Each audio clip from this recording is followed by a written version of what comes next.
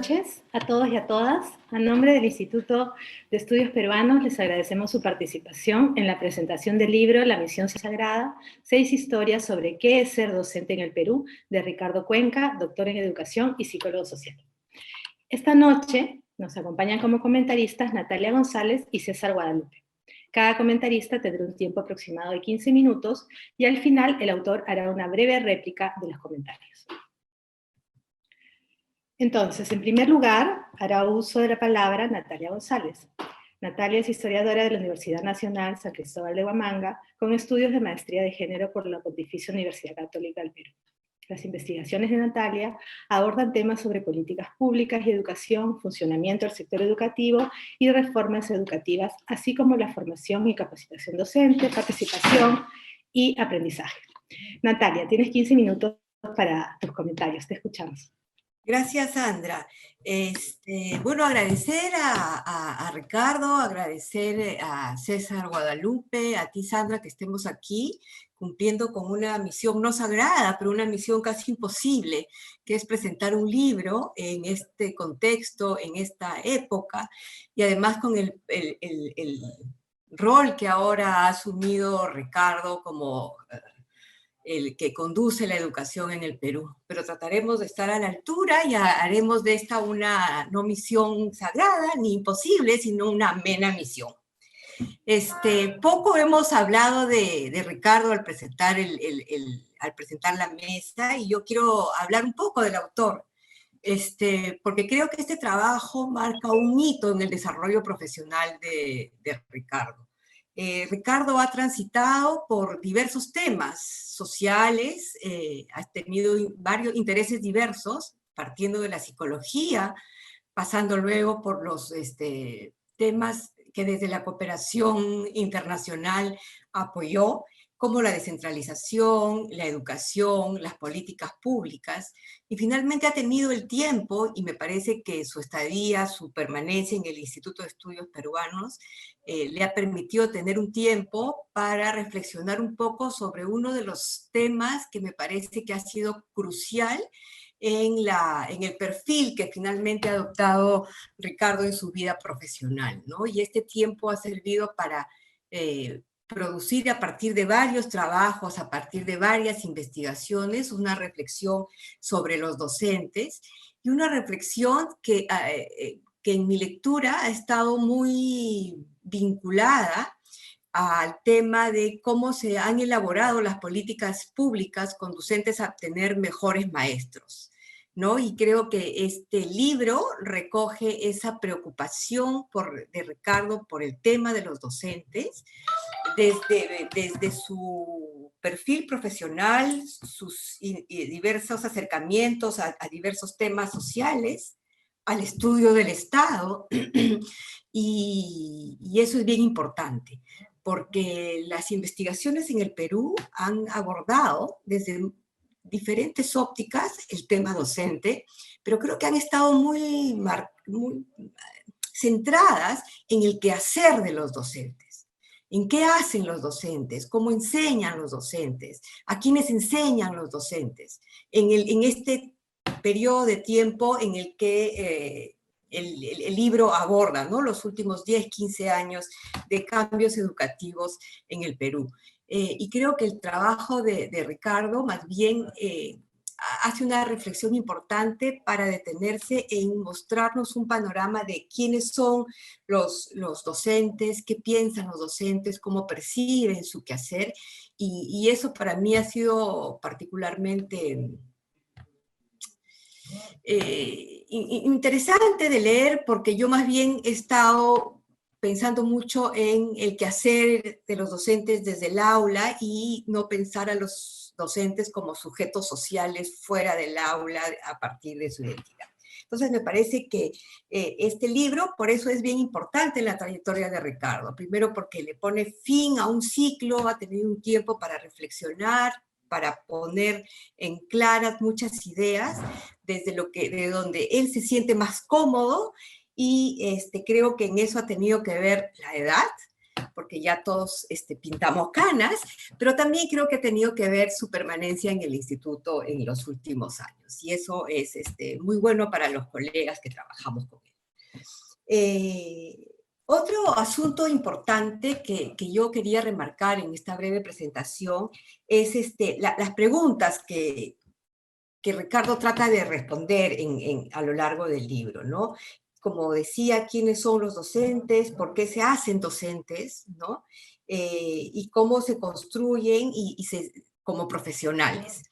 Y esto también es muy importante porque en estos 15 años que Ricardo toma como línea de tiempo para reflexionar sobre los docentes, a pesar de que hay percepciones muy distintas sobre lo que ha ido pasando con la educación, sí han habido pasos, se han dado muchos pasos hacia adelante y pasos que han sido seguros y constantes.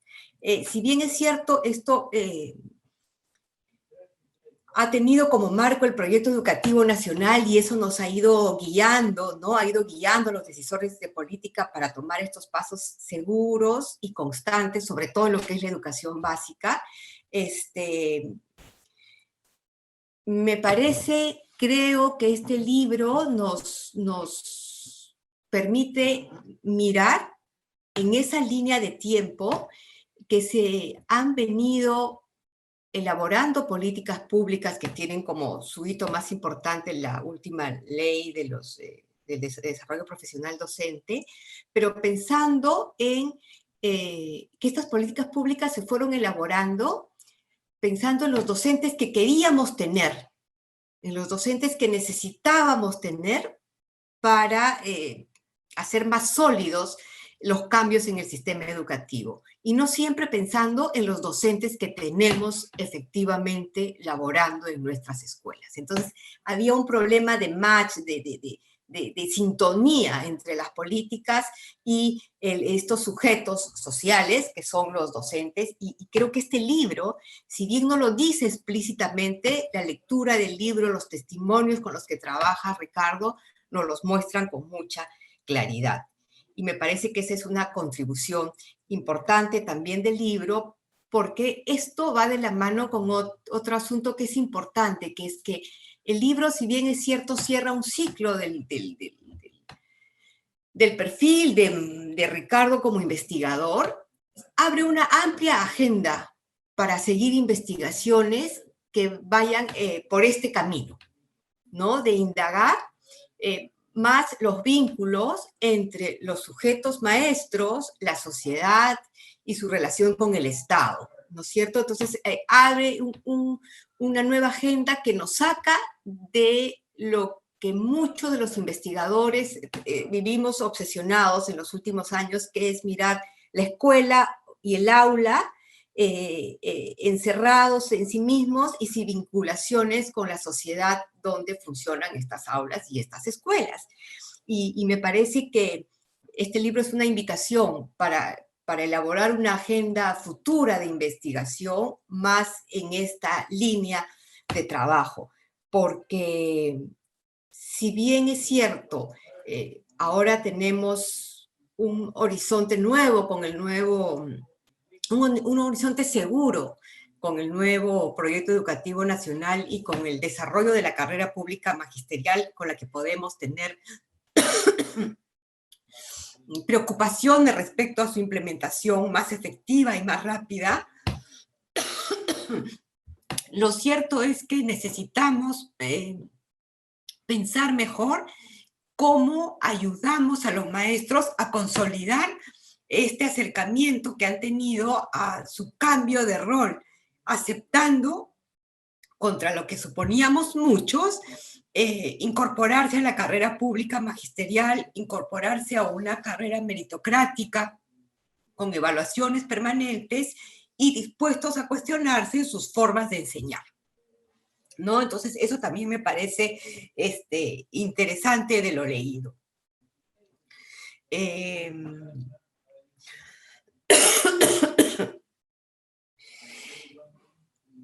Algunos temas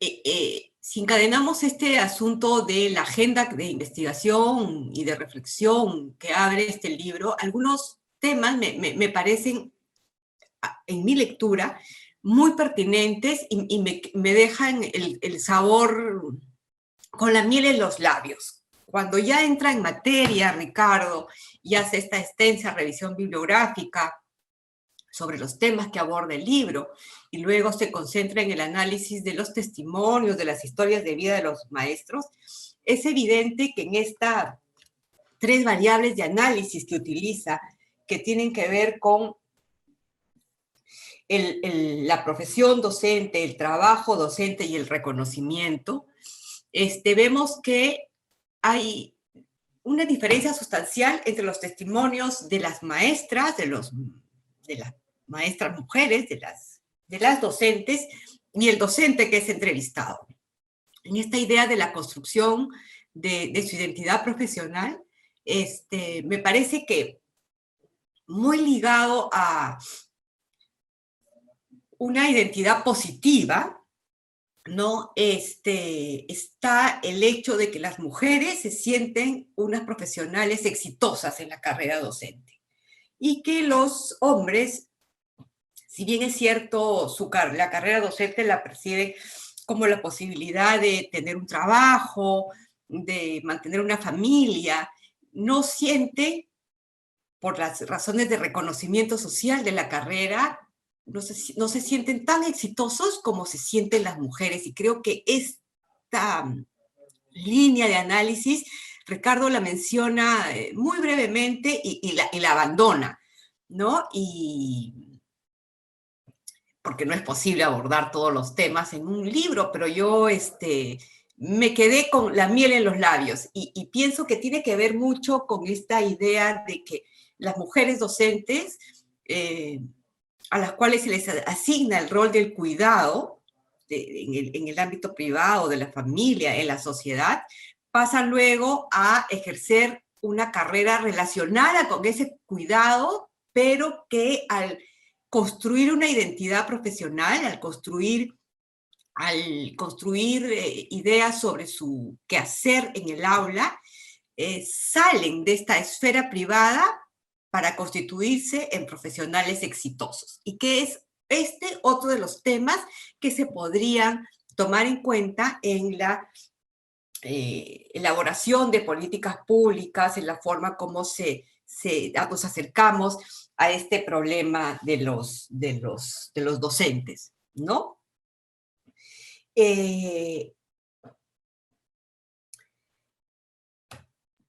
Creo... Natalia, 3 minutos, Natalia. 3 ¿Sí? minutos. 3 ya. minutos. Una última cosa que también me ha parecido muy relevante es el tiempo, la línea de tiempo que utiliza Ricardo en su investigación y finalmente en lo que ha resultado el libro, ¿no es cierto? Pienso que esta línea de tiempo, desde los primeros cambios ocurridos a través del Plancat en los años 90 y hasta hoy, han sido años que son necesarios de seguir pensándose y analizando para ver cómo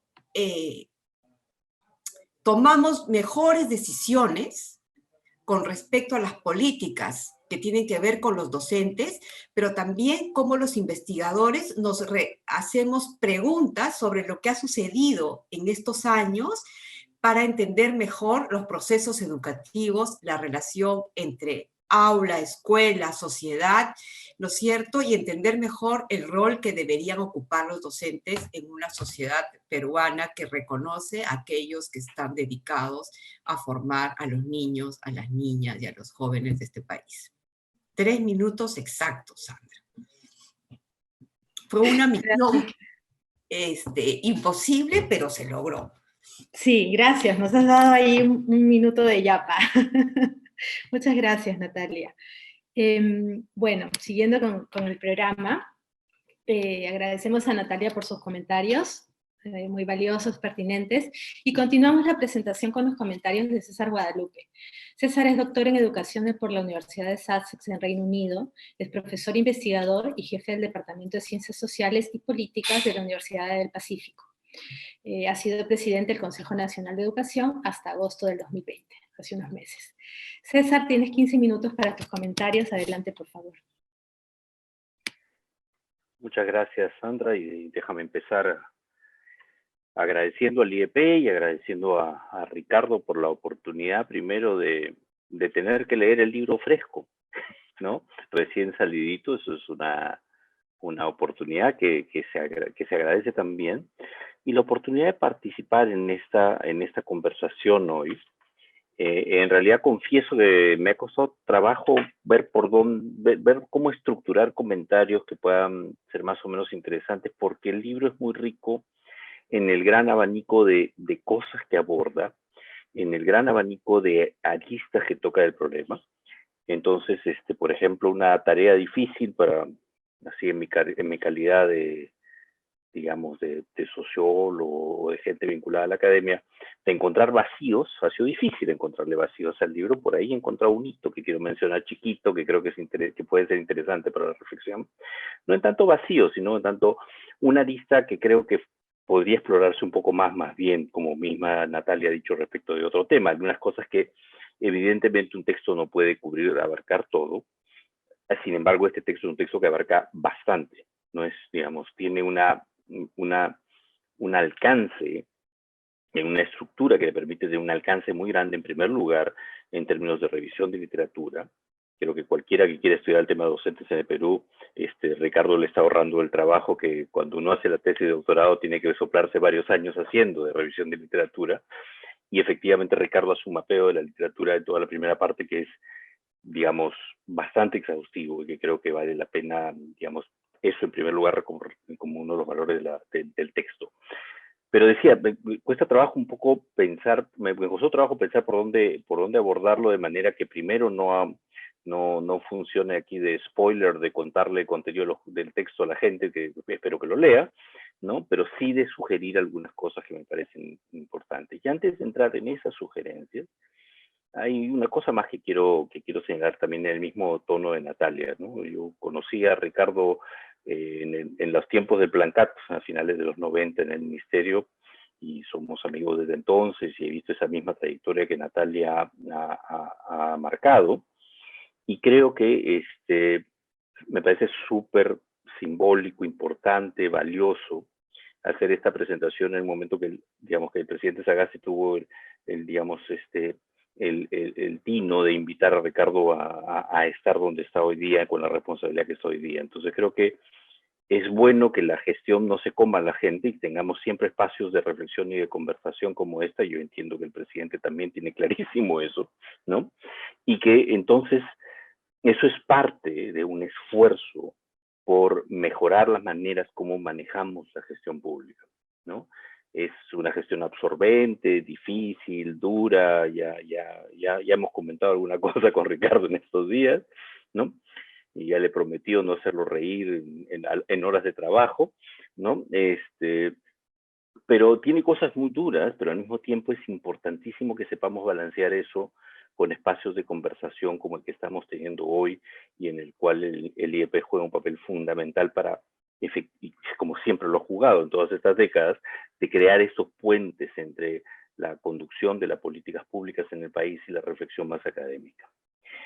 Quisiera ahora entrar en algunos puntos que me parecen importantes mencionar. Primero, el texto, como decía, tiene una primera cosa que es una revisión amplia de la bibliografía, que permite plantear algunas cosas analíticamente importantes. Me voy a detener solo en una, lo que Ricardo llama una especie de taxonomía de los tipos de identificación que pueden desarrollar los docentes en el ejercicio de su profesión. Eso me voy a detener en un instante, ¿no? Y luego tiene estos relatos, estas historias, relatos de la vida personal de las personas entrevistadas, y luego al final un conjunto de reflexiones más generales que reintegran todo y plantean algunas pistas para la discusión. De todo eso quiero detenerme en tres cosas, ¿no? Una primera es que tiene que ver con cómo funcionan o cómo son los estudios sobre los docentes y la docencia, ¿no? Y muchos son estudios sobre los docentes y la docencia desde una postura que tiende a ser una postura externa a la docencia. Y en ese sentido la recuperación o la incorporación en el trabajo, no en un sentido ritual, sino en un sentido sustantivo del propio relato docente, me parece fundamental desde el punto de vista, digamos, de incorporar a las personas en una investigación sobre lo que las personas somos y hacemos.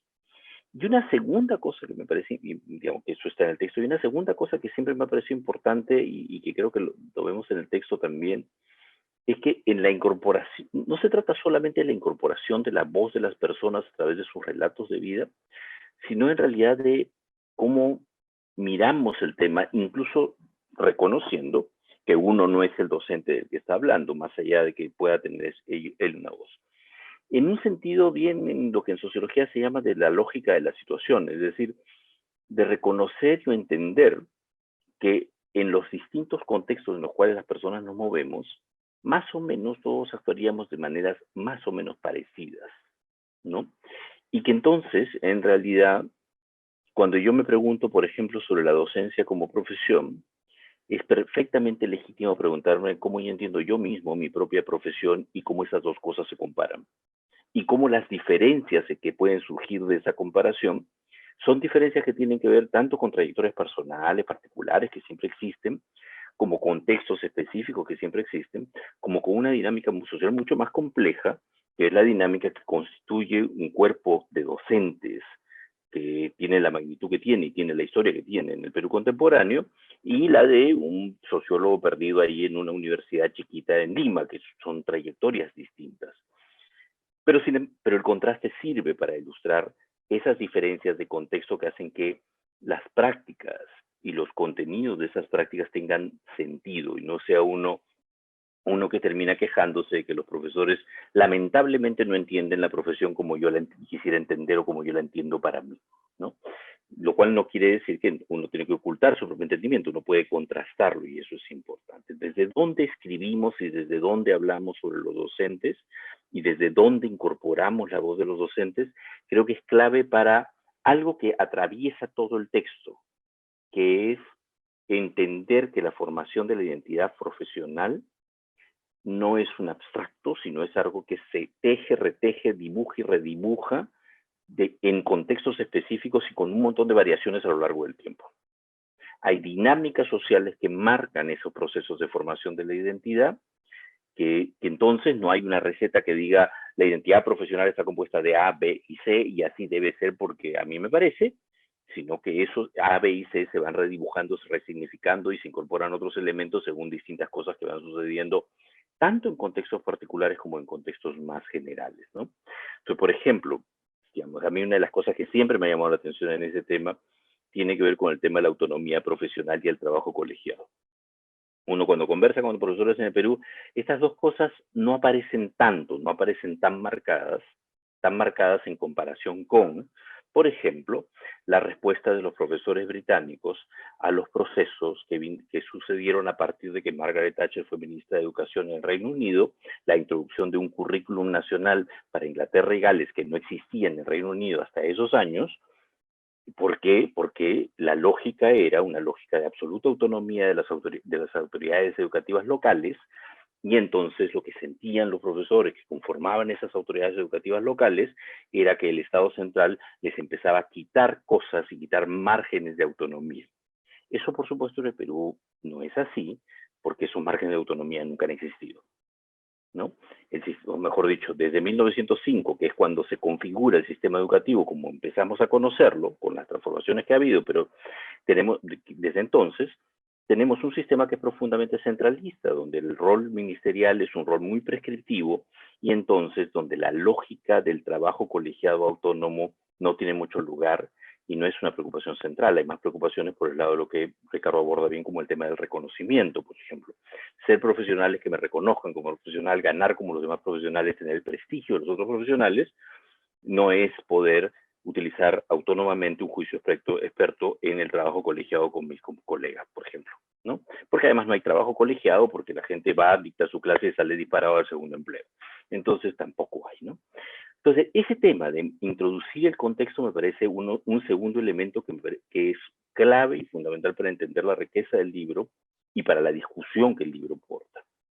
Y ahí es donde yo quería introducir un temita que me parecería que es bien importante, digamos, en la reflexión que necesitamos en el país, que es, en el caso de la docencia en particular, el tremendo rol que juega la acción estatal en la definición de lo que es el cuerpo de docentes y de la identidad profesional de los docentes. Cuando uno ve este tema de con cualquier persona, ¿no? En cualquiera de los otros, cuando trabaja, le gusta hacer cosas que eso tienen significado, que tienen un valor, y no le gusta que las cosas sean absurdas o limitadas. Bueno, y el Estado funciona así. Cuando un profesor se engancha, por ejemplo, en un proyecto o una iniciativa que considera valiosa, sea de enseñanza de inglés, sea de un colegio con características X, Y, Z, es una persona que siente un cierto nivel de realización en su trabajo alrededor de lo que el Estado ha creado como oportunidad, que no se crea autónomamente, o se crea autónomamente en muy pocos escenarios.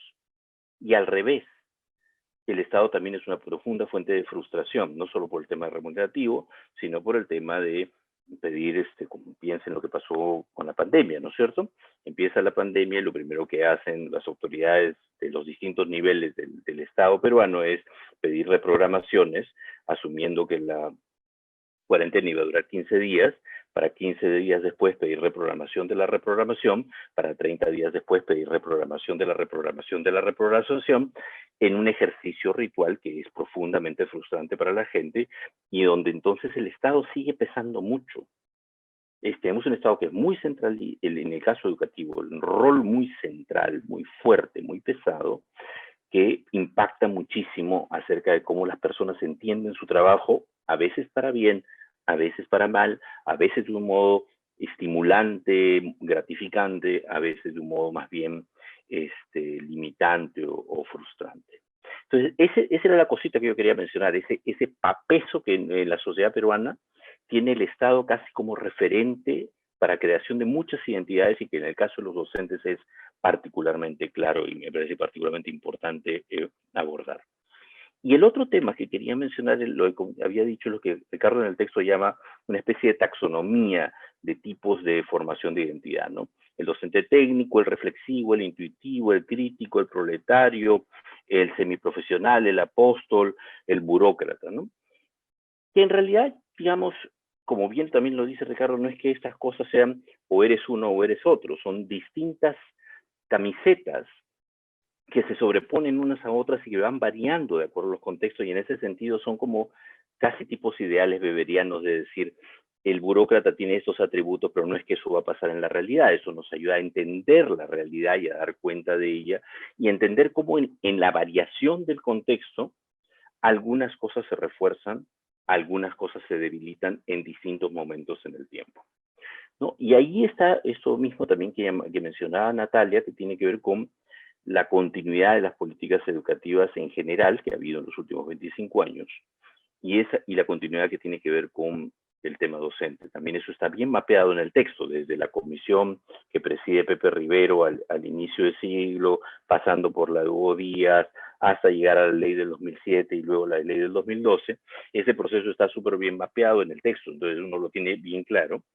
Pero lo que habla ese proceso es un proceso de continuidad de políticas y de establecimiento de algunos leitmotivs claves para la definición del trabajo docente.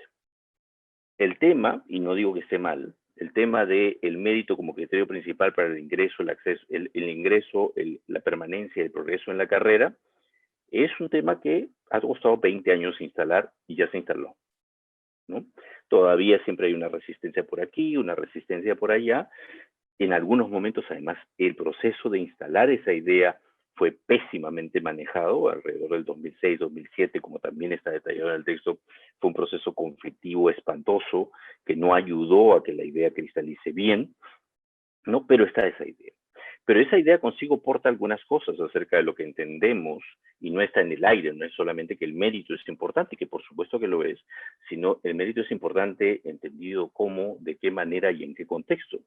Ese mérito ha estado amarrado a algunas ideas acerca de lo que significa el desempeño profesional docente, algunas que están en el marco de buen desempeño, que se mira menos, y algunas que están asociadas, por ejemplo, a las evaluaciones estandarizadas de aprendizaje, que se miran más, y entonces tienen distinto peso y también configuran las cosas de una manera que requiere, digamos, discusión. Y ahí cierro diciendo que lo que hace, digamos, el texto de Ricardo es efectivamente darnos una batería amplísima de munición para tener una discusión más rica, más profunda, más, digamos, desmenuzada del problema docente, que se distancie de los estereotipos que muchas veces han marcado la discusión en estos años. Listo, muchas gracias. Gracias, César. Gracias por cumplir los tiempos también y por tus comentarios. Ahora le vamos a dar el pase a Ricardo Cuenca, el autor del libro. Quiero mencionar que Ricardo ha sido investigador principal y director general del Instituto de Estudios Peruanos y es profesor principal del Departamento de Educación de la Universidad Peruana Cayetano Heredia. Sus líneas de investigación se desarrollan en políticas comparadas en educación superior y temas docentes, así como en las relaciones entre educación y política e historia de la educación. Ricardo ha sido presidente de la Sociedad de Investigación Educativa Peruana, consejero del Consejo Nacional de Educación y presidente del Foro Educativo. Actualmente es el nuevo ministro de Educación del Perú, como ya se mencionaba. Entre sus últimas publicaciones se encuentran, bueno, Ricardo tiene varias publicaciones, pero vamos a mencionar las últimas, una llamada Vidas Desiguales, Mujeres, Relaciones de Género y Educación en el Perú, que lo coeditamos juntos, es un libro del 2019, y Trayectorias Desiguales, la educación de las mujeres indígenas en el Perú, que lo desarrolló en coautoría con Luciana Reategui en el 2018, ambas publicaciones del Instituto de Estudios Peruanos. Bueno, Ricardo, escuchamos tus comentarios, tienes 10 minutos.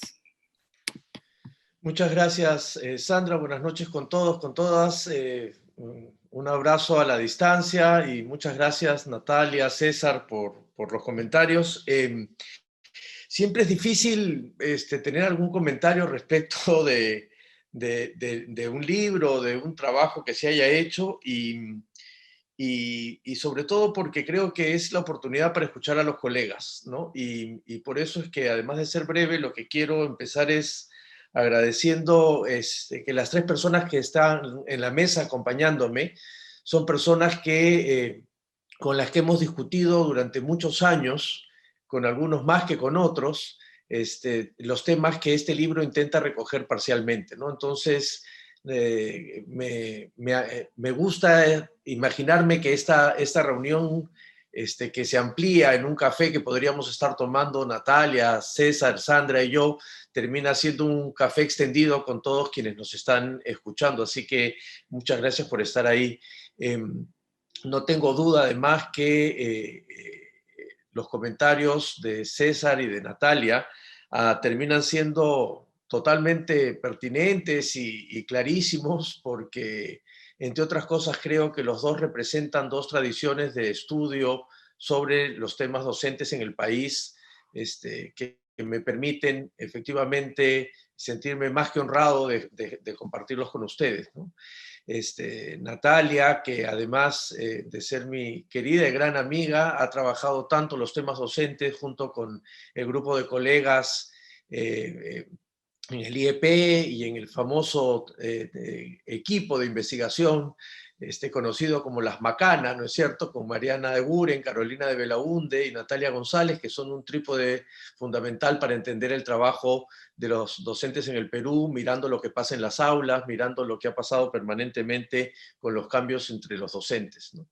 Y César, que no lo ha dicho, pero además parte de esto es la discusión, el otro lado de la discusión de su tesis doctoral sobre identidad profesional docente, que acá no alcancé a citar porque ya se había mandado antes, creo, el texto, pero en otro sí, porque tiene una discusión interesante que creo que complementa un poco a la que hemos tenido nosotros y que finalmente ha terminado postergando el libro sobre docentes que queríamos sacar, y ahora creo que se va a demorar un poco más.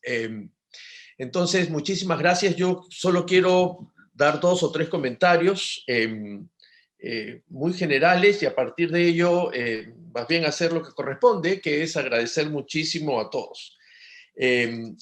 no quiero comentar todos los trabajos que hemos hecho Sandra y yo, porque desde el año 99 venimos trabajando estos temas y sería muy largo enumerar, ¿no?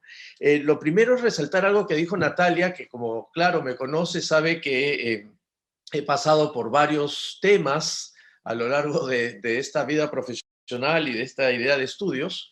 Ella es de las primeras que me criticó de la manera más cariñosa posible mi idea de continuar con el OTIC, ONCI, OPA, ¿no es cierto?, y mis ideas de la salud mental en el mundo andino, hasta obligarme a repensar toda la parte de filosofía que tenía originalmente este libro, que luego les contaré su origen, acerca de la mismidad y el reconocimiento, Ricoeur y Lukács y todos estos autores más duros. Entonces, porque en el fondo, y quiero rescatar la profesión de Natalia como historiadora, trata de ordenar un espacio y un tiempo particular, que son estos 15 años en los que algo pasó en el país y que había que registrarlo de alguna manera desde las voces de los docentes, ¿no?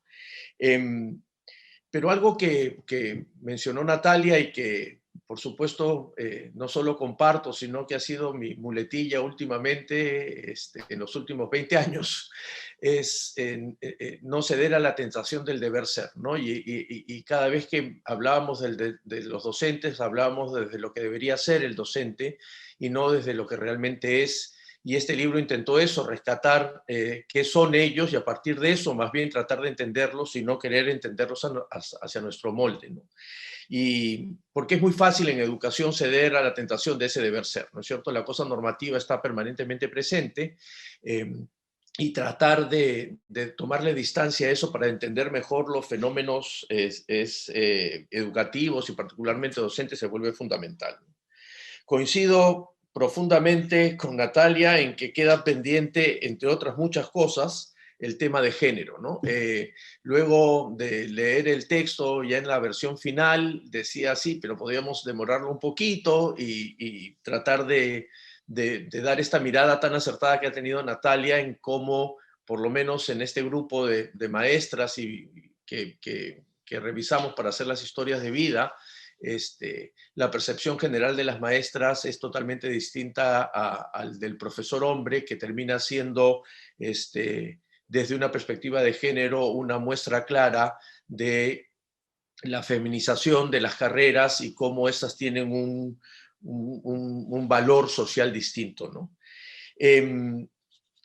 Y pasando a dos comentarios también de César, creo que algo que menciona César, que fue un poco la intención oculta, que felizmente ha podido ser detectada por los lectores, en este caso por César, es que una de las cosas con las que creo yo teníamos que competir permanentemente en las políticas docentes y desde el aporte de la academia, era pensar que la identidad era este asunto monolítico, ¿no es cierto? Y inamovible, que teníamos que tratar de entender como si fuese un objeto natural en pleno apogeo de los finales del 19 con el positivismo, y teníamos que descubrir cómo era para tratar de atender las cosas que deberían diseñarse para que esta profesión siga fortaleciéndose. Y resulta que no es así, ¿no es cierto? Y no solo porque los estudios nos los dicen, sino porque efectivamente esta identidad es un proceso constructivo, cambiante, dinámico, y es por eso que estas camisetas pueden usarse de múltiples maneras, incluso de forma simultánea, y cuando uno piensa en cómo poder comprender la profesión docente y cómo a partir de esa comprensión puedo diseñar políticas que puedan ayudarlos a fortalecerla, tengo que pensar en esta enorme heterogeneidad y en este proceso permanente y dinámico de construcción, ¿no? Y así como Natalia, creo que también César hace una anotación importante de algo que podría haberse discutido más, ¿no? Que tiene que ver efectivamente con el Estado como gran diseñador de identidades, ¿no es cierto? Nuestro colega Ludwig Huber está por publicar un libro en el que, digamos, desde esa misma perspectiva, aunque con enfoques distintos, trata de ver cómo el Estado termina definiendo las identidades étnicas en el Perú. Y lo mismo podríamos decir con la identidad profesional de los docentes, ¿no?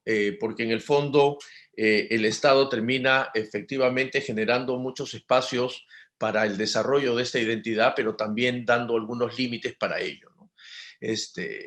Siempre he pensado que esto sería la actual situación de los docentes en el Perú, pero en general en muchos lugares, por lo menos en América Latina, podrían haber sido una materia muy interesante de revisión de las propias reflexiones que Weber tuvo sobre la profesión, porque esto, digamos, sale bastante del molde, ¿no? Yo finalmente solo quiero agradecer muchísimo, además, como lo pongo en los agradecimientos del libro, a muchísimas personas que lo que han hecho es ayudarme a aprender más, a conocer más a los docentes. Espero que esto efectivamente pueda abrir una línea para discutir mucho más. Este libro es también una identidad distinta y constructiva que apareció de una parte de unas tesis teóricas en filosofía en Alemania, más un tema de trabajo de campo en la tesis en España, y de este mix quedó fuera un buen paquete de teoría, pero quedó, creo, lo sustantivo, que era escuchar a los docentes peruanos y ver cómo ellos se conciben como profesionales, ¿no?